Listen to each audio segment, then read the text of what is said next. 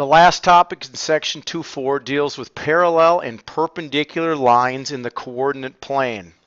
And I hope that you've seen this topic before. If not, and you don't know this, please write this down. Parallel means that the lines have the same slope. Perpendicular means in the coordinate plane that the lines have slopes that are negative reciprocals.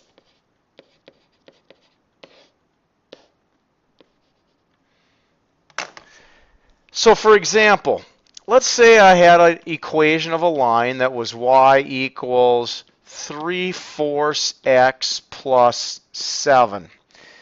And I asked you, I said, what is the slope of any parallel line to that? Well, parallel lines have the same slope, so therefore, since the slope here is 3/4, any line parallel will also have a slope of 3/4. Now, if I ask you what's the slope of the perpendicular line, or any perpendicular line, to the one I gave you in blue, perpendicular means the slopes are negative reciprocals. That means you take the given slope, which is 3/4, and you flip it upside down and change its sign to negative. So therefore, the slope of any perpendicular line would be negative 4/3. And that is what parallel and perpendicular mean. Now, let's use that information to help us solve a couple of problems. Example number 1. I want you to write the equation of a line parallel to this one, y equals 3/4 x minus 5, and the line you're going to write goes through the point 8, -4. Many people may wonder, well, I have no idea how to do that. Well, I'm going to tell you we need to go back to our old friend point slope form. So I always encourage everybody to write out point slope form when you're doing parallel and perpendicular problems. And now all we need to do is fill in the point, which we already know, which is one of the solutions to the problem, and we need to figure out the slope. Well, the key is it says the line is parallel, and from the last slide you know the slope is the same.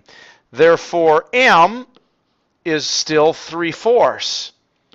And now all I need to do is fill in my coordinate, my solution point. So minus the y value is -4, the x value is 8.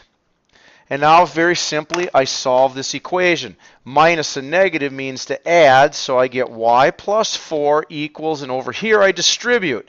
I get 3/4 x, and then 3/4 times -8 is -6.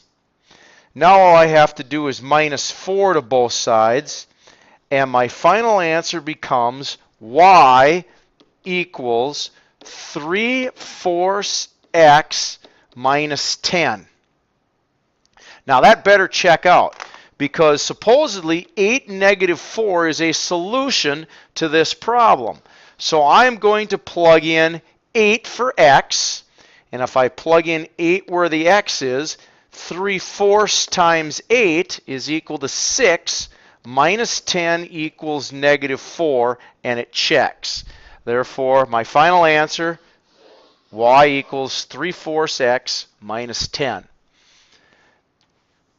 The next example is going to be about perpendicular. Now, this is going to work the exact same way. Example number 2, write the equation that is perpendicular to, and I'm going to write this in red, y equals negative 3x plus 2, and goes through, or has the solution of, the point, which is 9, 2. Now please stop the video and see if you can do this. I'm going to tell you this works exactly like the prior example. You'll do it the exact same way except for the word perpendicular. All right, hopefully, after pausing the video and trying this problem, I hope you started with point-slope form. And again, there's our coordinate. That's going to go in for x1 and for y1. The only thing that we got to figure out is the slope, our new slope, because it's perpendicular. Well, our old slope was negative 3. So if I take negative 3 and write it over 1 and flip it upside down and change its sign, we're going to find out that 1/3 is our perpendicular slope. So that's the number I'm going to use, and I'm going to fill everything in. Y minus the y1 value, which is 2, equal to our new slope, which is 1/3, and then x minus the x coordinate, which was 9. Now all I need to do is solve for y. So I'm going to distribute. I get y minus 2 equals 1/3 x, and then 1/3 times negative 9 is negative 3. And last, I'm just going to get rid of that plus 2 and add it to the other side, and I get a final equation of y equals 1/3 x minus 1. Hopefully that should check. If I take the number 9 from our coordinate right here, and I put a 2 in for y, it should work out. Well, 1/3 of 9, 1/3 of 9 is equal to 3, and then you take away the 1, and you do get 2. So it checks, and therefore that is my final answer. And that is how you use parallel and perpendicular information to write equations of lines.